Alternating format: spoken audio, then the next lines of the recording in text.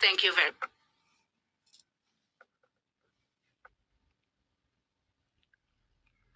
Monsieur le Président Julius Mabao, Président de la République de Sierra Leone. Forma do Conselho de Segurança da Excelência, Chefe de Estado e de Governo do C-10, Excelência Mahmoud Ali Youssouf, Presidente da Comissão da União Africana, minhas senhoras, meus senhores. Na qualidade de Presidente da República de Angola e na de Presidente em exercício da President of the Chairman of the African Union, we commemorate another anniversary of the Solini Consensus and the third declaration with this committee of the African Union on the reform of the UN Security Council. The Organization of the United Nations was born for a more just society based on the mutual respect among peoples at a time when the African countries had not achieved their independence and their space as sovereign countries among the international community. 20 years ago in Isilwini and Sirte in Africa, Africa expressed their voice, launching a clear message based on the irrefutable principle of justice and world coordination by adopting the Isilwini Consensus in March of 2005 and the Sirte Declaration in July of the same year. Our continent showed to the world its willingness to end the situation of a victim to be part of the United Nations. However, after all these years, almost nothing was done to respond to the demands of the peoples of Africa, the African continent that represents more than 1.2 billion people, that occupies almost 1/3 of the seats in the General Assembly, has been excluded by the major decisions in the Council, the Security Council of the United Nations. There are intergovernmental negotiations that are being too slow, and many times there's stop due to divisions on the negotiations, and that can harm the dynamics of the process for peace. But our unity continues firm and unbreakable. These two documents, Isilwini and Sirte, express the willing of the African peoples to achieve that goal. Based on these two documents and through this body here convened, the Security Council of the United Nations should have at least 2 permanent seats for Africa, with all rights and prerogatives, including the right of veto, as long as it exists, and 5 non-permanent seats, additional ones for the African states to ensure a just and equitative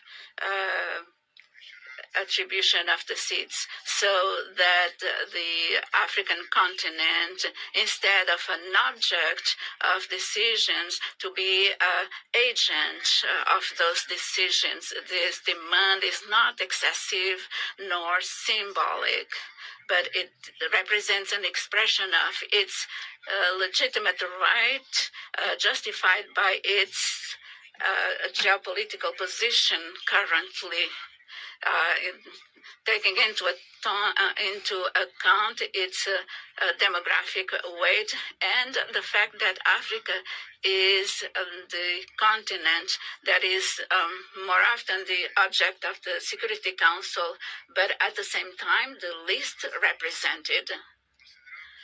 We consider that one Security Council that treats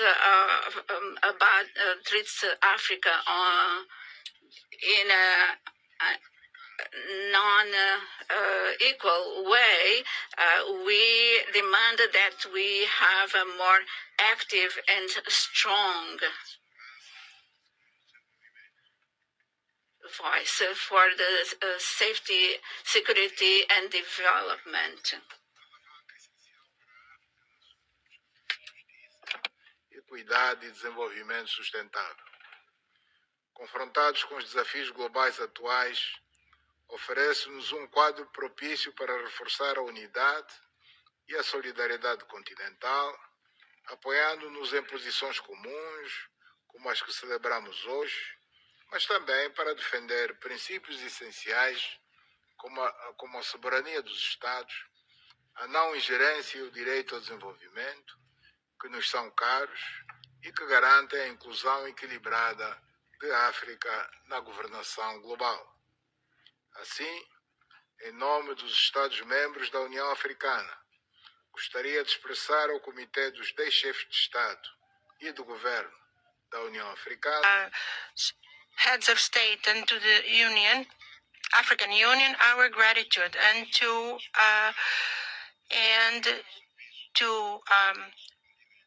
to express our gratitude to the work done in a political context that had difficulty into translating in governmental structure.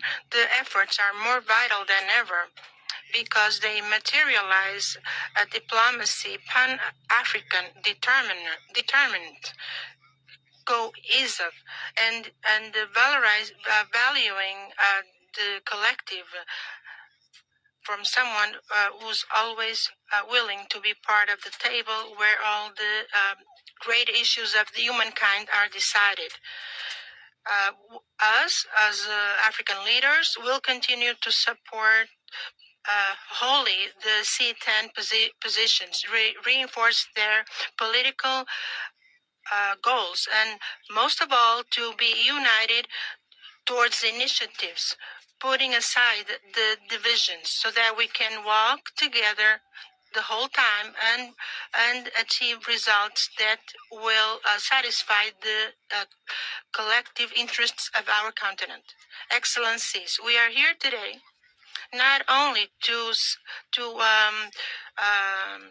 celebrate a date, but also to transform this occasion on in a moment of reflection, to be clear and to achieve goals. 20 years later, we have to question the reasons why Africa's voice continues to be marginalized in the great world decisions, and why our legitimate claims are taken or received with indifference, even with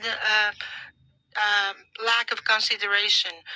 Before that, it's imperative that our position will be strengthened, gain impact and sovereignty. And we underline or underscore the relevance of these diplomatic instruments that we have to continue defending firmly in all international forums, reaffirming our fundamental demands. Africa is the cradle of humanity. We have millennial cultures, the land where the most old civilizations of the world were born. It's also a youth continent, where almost half of our population is less than 20 years of age. They bring with them an energy, a transforming energy. It's the resilience continent.